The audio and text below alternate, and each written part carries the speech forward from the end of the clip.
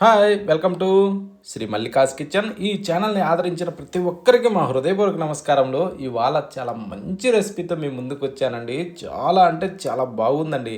ఇది చిటికలో చేసుకోవచ్చండి. చాలా రుచిగా ఉంది.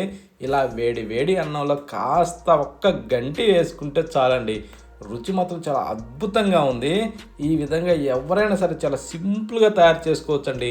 ఇది ఓన్లీ 5 నిమిషాల్లో రెడీ చేసుకోవచ్చండి. ఎలా చేయాలో మన కిచెన్లోకి వెళ్దాం.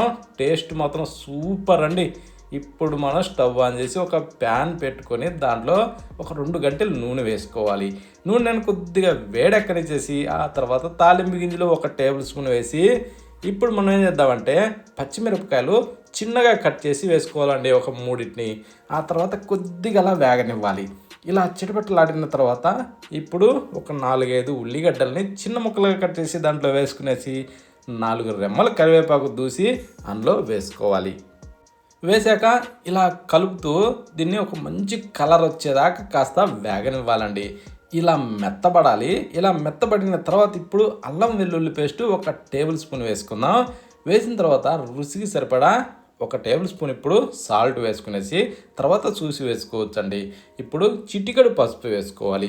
వేసాక ఇప్పుడు ఇవన్నిటిని కలుపుతూ మంచి కలర్ రానివ్వాలండి. మంచి గోల్డెన్ బ్రౌన్ కలర్ రావాలి. ఈ విధంగా మంచి మంట మీడియంలో ఉంచుకుని ఇలా వేగనిచ్చి ఇప్పుడు ఒక 3 లేదా 4 టమోటాలని, అది మంచి ఎర్రటి పండ్లని కట్ చేసి దాంట్లో వేసుకునేసి వీటిని కూడా కొంచెం చిన్న చిన్న ముక్కలుగా కట్ చేయాలండి. అవి ఏమవుద్దంటే తొందరగా మెత్తబడతాయి. ఈ విధంగా మనం కలుపుతుంటేనే సింపుల్గా తొందరగా మెత్తబడతాయండి చిన్న చిన్న ముక్కలుగా ఉంటే. చూడండి, ఈ టైప్లో కొంచెం మంట మీడియంలో ఉంచుకునేసి హైలో పెట్టకుండా ఈ విధంగా వేగనివ్వాలండి. ఇలా గుజ్జు రావాలి. ఇలా వచ్చిన దాంట్లో ఇప్పుడు 1 టేబుల్ స్పూన్ కారం వేద్దామండి. ఎందుకంటే ముందు పచ్చిమిరపకాయలు వేసి ఉన్నాం కదా, సరిపోతుంది.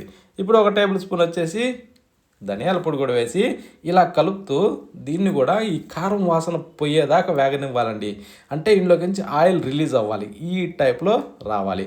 దానికి ఒక 2-3 నిమిషాలు టైం పడుతుంది. ఇప్పుడు కాస్త అడుగు పట్టుకోకుండా కొద్దిగా తిరగేసుకోవాలండి. ఈ విధంగా తిరగేసుకుంటూ దీన్ని లైట్గా వేగనివ్వాలండి. చూడండి, ఈ టైపు మనకు వస్తే సరిపోతుంది. ఇప్పుడు దీంట్లో మనం ఏం చేద్దామంటే ఒక 4 పచ్చి కోడిగుడ్లని కొట్టి అందులో పోసుకుందామండి. అంటే దీంట్లో ఎక్కువ శాతం కోడిగుడ్లు వేసే అవసరం లేదు. మనం ఇంట్లో ఒక 4-5 ఉన్నప్పుడు ఒక 4 కోడిగుడ్లు అయితే మస్తు అయిపోద్దండి, సరిపోతుంది. ఓకేనా? అందరికీ ఒక టైంకి మాత్రం ఇది బెస్ట్గా సరిపోద్దండి. ఓకేనా? అందుకనే నేను 4 కోడిగుడ్లు వేసాను. 4 కోడిగుడ్లని కొట్టి పోసినాక కాసేపు అలా కుదురుకొనివ్వాలి. కుదురుకున్న తర్వాత ఇలా కలపాలండి. అప్పుడేమవుద్దంటే కొంచెం గడ్డలుగా వస్తుంది. ఇప్పుడు కూడా దీన్ని మనం కొంచెం నిదానంగా తిరగేసుకోవాలి. మరి గుజ్జులాగా కాకుండా కొంచెం ఇలా పొల్లుగా వస్తుందండి. అప్పుడే దానికి మరింత రుచి వస్తుంది. అందుకనేసి ఇప్పుడు మంట కొంచెం మీడియం లేదా లోలో అడ్జస్ట్ చేసుకుంటూ దీన్ని కాస్త ఇలా బాగా వేగనివ్వాలండి. ఇలా వేగేటప్పుడు రుచి చూసుకునేసి మీదకించి సాల్ట్ వేసుకొని ఒక్కసారి టేస్ట్ చూసుకునేసి ఇప్పుడు బాగా తిరగేసుకుంటూ దీన్ని కాసేపు అలా వేగనివ్వాలండి. అంటే ఈ కోడిగుడ్డు అన్నది కొంచెం ఫ్రై కావాలి. అప్పుడేమవుద్దంటే నీసు వాసన రాకుండా రుచి చాలా బాగుంటుంది. కోడిగుడ్డు వేగనీయకుండా మాత్రం తీయకండి. కోడిగుడ్డు వేగిన తర్వాత ఇప్పుడు కొత్తిమీర చల్లుకునేసి మీదకించి కాస్త అలా తిరగేసుకోవాలండి.